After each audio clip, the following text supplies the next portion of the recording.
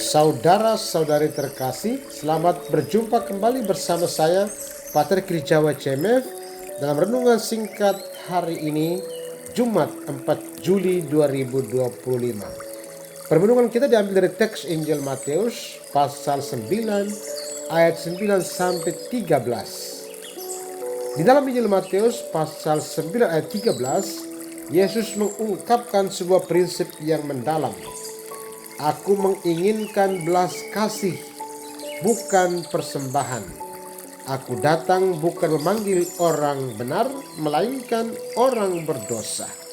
Ayat ini mengajak kita untuk merenungkan esensi dari iman kita dan mengapa kita beribadah kepada Tuhan. Saudara-saudari terkasih, belas kasih adalah inti dari ajaran Yesus. Yesus tidak hanya menginginkan ritual keagamaan yang hampa, tetapi hubungan yang tulus dan penuh kasih dengan umatnya.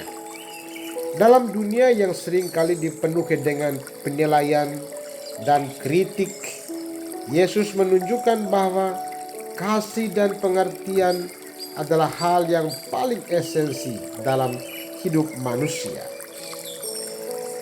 Belas kasih adalah proses terhadap kebutuhan orang lain, sebuah tindakan yang melampaui kata-kata. Kita seringkali lebih mementingkan rutinitas ibadah, di mana kita memberikan persembahan, melakukan doa, dan mengikuti aturan dengan semangat yang baik. Namun, jika semua itu tidak disertai dengan belas kasih, maka kita kehilangan makna sejati dari iman kita. Setiap kali kita beribadah, mari kita tanya pada diri kita sendiri, apakah kita melakukannya karena cinta kepada Tuhan dan sesama, ataukah hanya sebagai sebuah ritual dan sebuah tindakan kewajiban belaka. Yesus datang untuk menyelamatkan orang-orang yang dianggap berdosa dalam tanda kutip. Kita semua memiliki kelemahan dan kesalehan, tetapi yang terpenting adalah kesediaan kita untuk mengakui dan memperbaiki diri kita sendiri. Dalam kerendahan hati, kita menemukan kekuatan untuk berubah. Yesus mengajak kita untuk tidak hanya melihat dosa, tetapi lebih jauh lagi melihat potensi yang ada dalam diri setiap orang, sehingga membuatnya bisa berubah dan menjadi lebih baik. Ketika kita berinteraksi dengan sesama, terutama mereka yang merasa terpinggirkan, kita diingatkan untuk tidak menghakimi. Sebaliknya, kita harus membuka hati dan tangan kita untuk memberikan dukungan dan pengertian. Dalam kasih kita mencerminkan kasih Tuhan yang tak terbatas, yang selalu siap menerima dan mengampuni.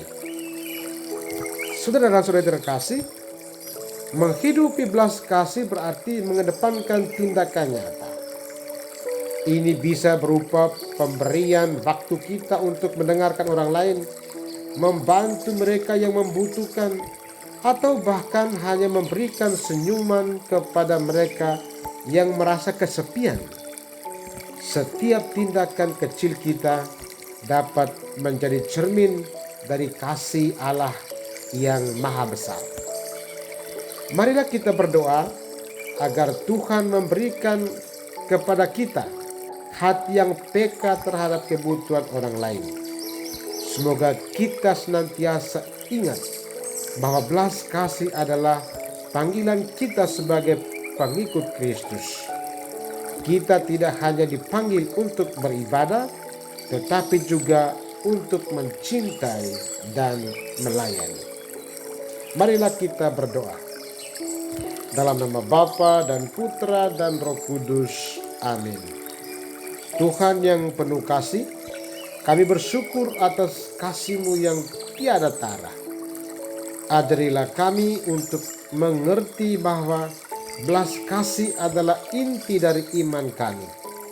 Bantulah kami untuk tidak hanya menjadi orang yang mengikuti aturan keagamaan dalam rutinitas, tetapi untuk menghidupi kasih-Mu dalam setiap tindakan kami.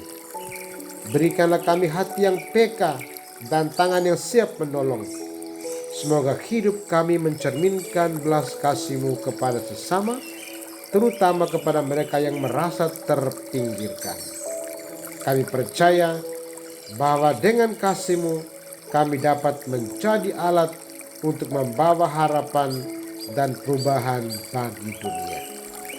Kemuliaan kepada Bapa dan Putra dan Roh Kudus, seperti pada permulaan, sekarang, selalu, dan sepanjang segala abad. Amin. Dalam nama Bapa dan Putra dan Roh Kudus. Amin. Tuhan memberkati.